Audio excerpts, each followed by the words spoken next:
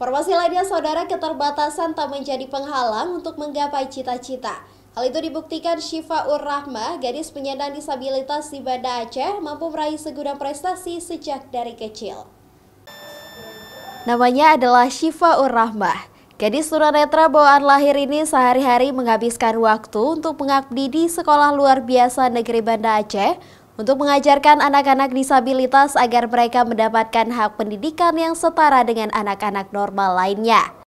Tak hanya mengajar di sekolah SLB, di rumah Syifa juga menerima privat pelajar tambahan berbagai mata pelajaran khusus untuk anak-anak disabilitas, serta aktif di organisasi disabilitas yang selalu aktif mengadvokasi masyarakat, lembaga pemerintah dalam menyuarakan hak dan isu disabilitas.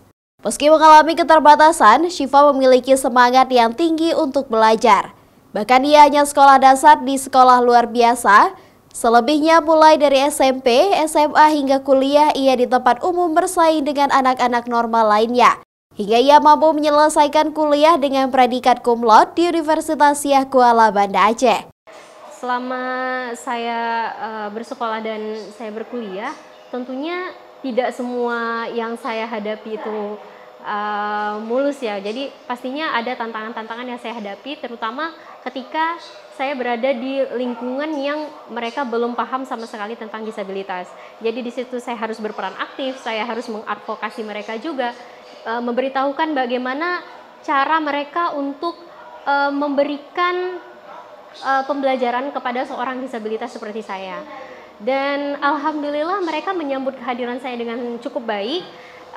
Dan saya bisa lulus di perguruan tinggi pada saat itu dalam masa studi 3 tahun 10 bulan dengan predikat cum laude.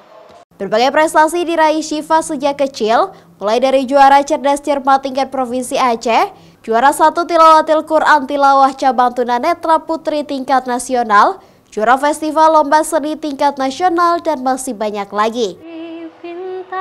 Raja Umar, Kompas TV, Banda Aceh.